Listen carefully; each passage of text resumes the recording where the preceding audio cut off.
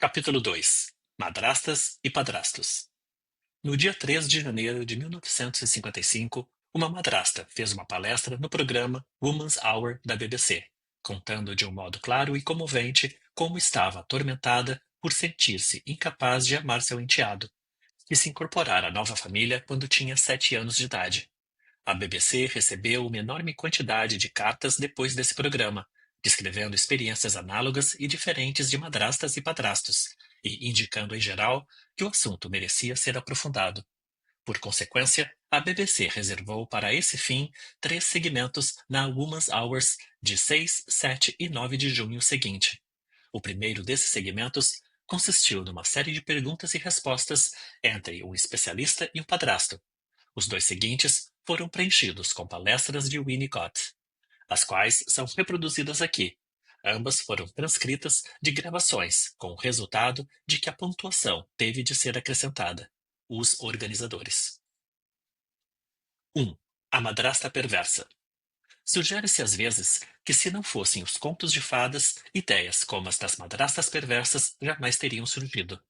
Pessoalmente, estou convencido de que isso é um erro, e de que é mais verdadeiro dizer que nenhum conto de fadas ou, a bem dizer, nenhuma história de terror em quadrinhos ou coisa parecida pode ter um atrativo universal se não se relacionar a algo inerente a cada indivíduo, adulto ou criança. O que ocorre no conto de fadas é que esse capta e explora algo que é verdadeiro, assustador e inaceitável. Sim, tudo isso, verdadeiro, assustador e inaceitável. Pequenos fragmentos do inaceitável na natureza humana se cristalizam num mito aceito. A pergunta é esta: o que se cristaliza no mito da madrasta? Seja o que for, tende a se relacionar com ódio e medo, assim como com amor. Cada indivíduo tem uma grande dificuldade em reunir a agressividade que existe na natureza humana e misturá-la com o amor. Em certa medida, essa dificuldade é superada na mais remota infância pelo fato de que, no começo, o mundo é sentido em extremos, amistoso e hostil, bom e hostil, branco e preto. O mal é temido e odiado, o bom é totalmente aceito.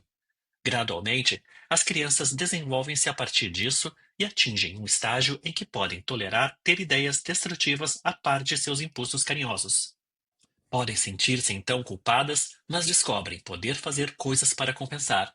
Se a mãe souber esperar, chegará o momento para o gesto de amor que é sincero e espontâneo. O alívio normalmente proporcionado por estágios iniciais pela ideia dos bons e maus extremos é algo a que nem mesmo os adultos maduros podem renunciar por completo. As crianças, e as crianças pequenas em particular, podem facilmente admitir uma certa persistência dessa relíquia da fase inicial da infância, e sabemos poder encontrar uma resposta pronta quando lemos ou contamos histórias que apresentam os bons e maus extremos. Geralmente, a mãe verdadeira e a madrasta juntam-se na imaginação com esses extremos, e em especial por causa da segunda coisa que quero descrever, que é a existência de toda sorte de razões pelas quais as crianças poderão detestar suas mães. Essa ideia de odiar a mãe é muito difícil de ser aceita por todos, e alguns que estão ouvindo não gostarão de escutar as palavras ódio e mãe postas na mesma frase. Entretanto, isso é inevitável.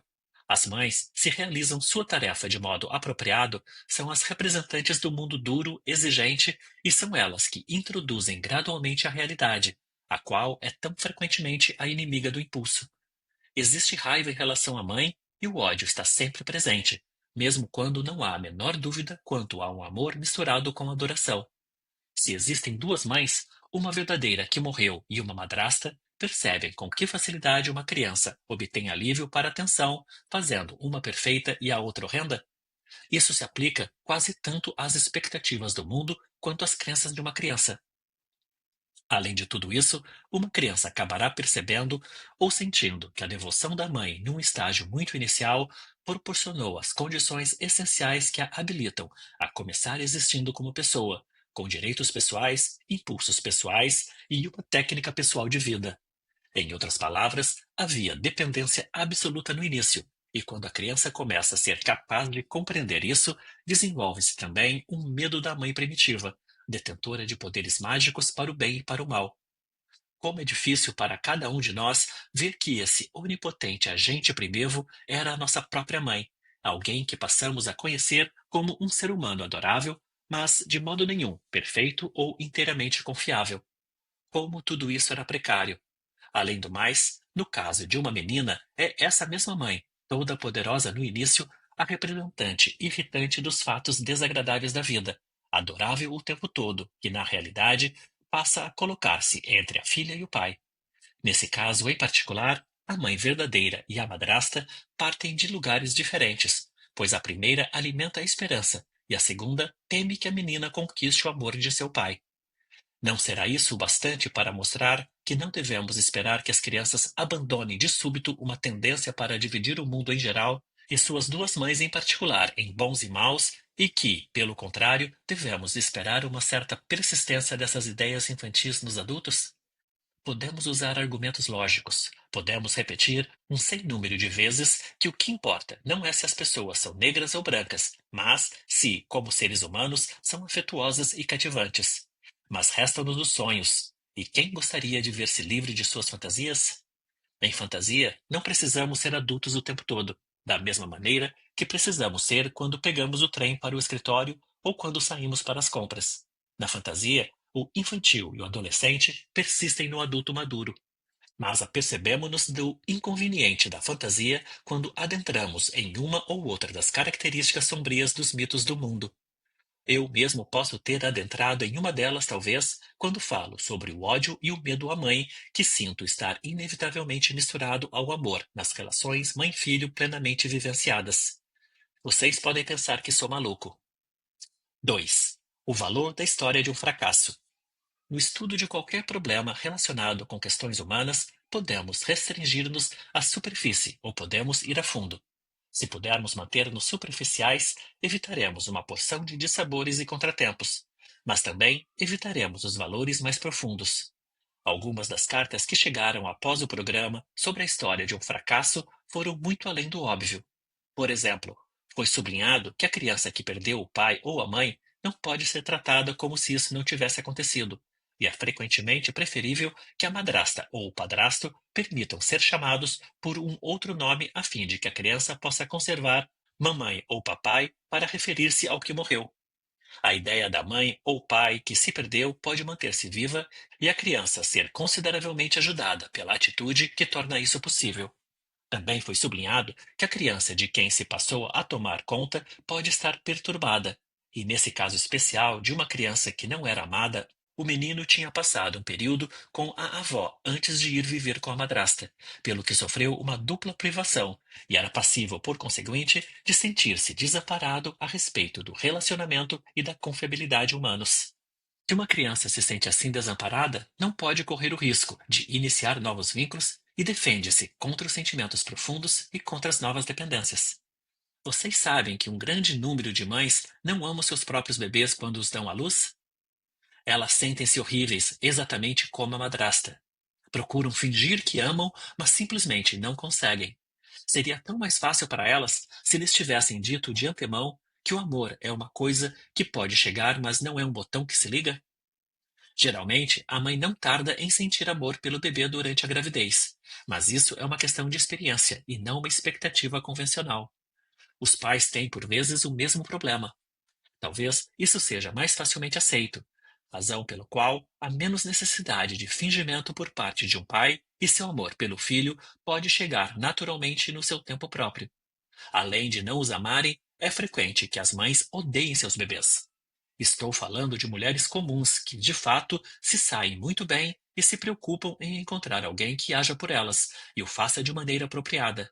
Conheço muitas mães que viviam no temor constante de descobrir que fizeram mal aos seus próprios bebês e são inteiramente incapazes de falar de suas dificuldades por ser sumamente improvável que alguém as pudesse compreender. Há tanta coisa que aprofunda e oculta na natureza humana que, pessoalmente, eu preferiria ser filho de alguém que possui todos os conflitos íntimos da natureza humana do que ter por mãe alguém para quem tudo é fácil e tranquilo, que conhece todas as respostas e a estranha dúvida. A maioria dos que proclamam ter tido êxito aqui e ali poderiam registrar um fracasso alhures, e, no lugar certo e no momento certo, a história de um fracasso tem o mais alto valor. É claro, a questão é muito diferente quando as pessoas ficam por aí lamentando-se e suspirando. Mas não foi isso, por certo, o que aconteceu com a nossa madrasta que sofria tanto por ser incapaz de amar seu enteado. Sempre que uma esposa ou um marido toma conta de um enteado, há uma longa história por trás desse acontecimento. E essa história tem uma influência decisiva no modo como a situação será tratada. Não é apenas uma questão de sentimento de culpa por causa de uma criança, que por assim dizer é roubada. Há toda uma história de escolha de uma viúva ou de um viúvo, ou de resgate de uma pessoa que teve o casamento infeliz.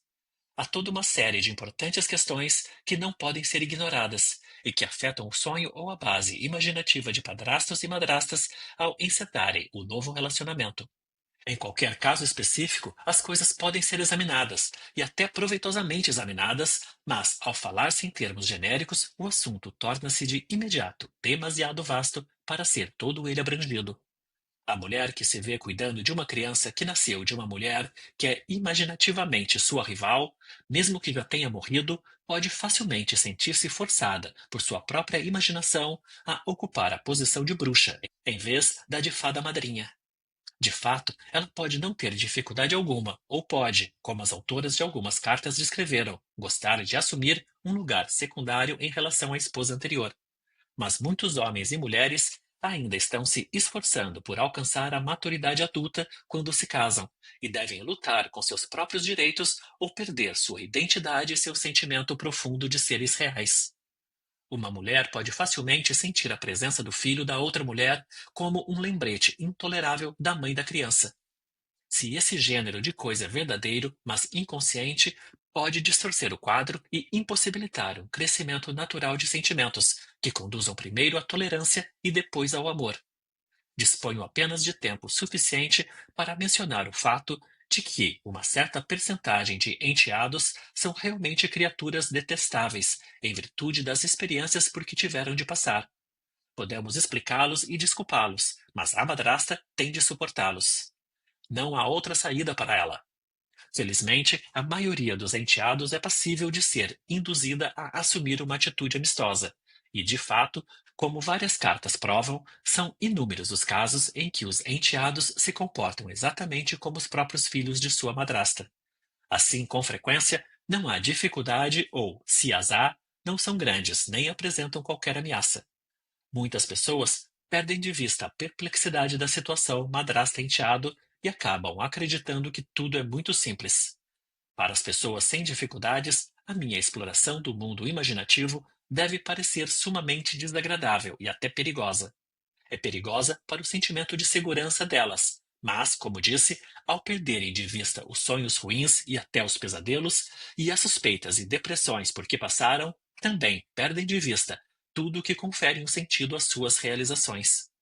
Algum conhecimento de histórias de fracassos pode enriquecer bastante as nossas vidas. Além disso, essas histórias podem mostrar-nos que existe um propósito em ajudar as pessoas mal-sucedidas a reunirem-se. Se elas se reúnem e falam, dividem entre si seus fardos e, por vezes, logram aliviá-los. Uma ouvinte escreveu-me solicitando um encontro de madrastas e padrastos mal-sucedidos. Penso que tal reunião poderia ser frutífera. Seria constituída de homens e mulheres comuns.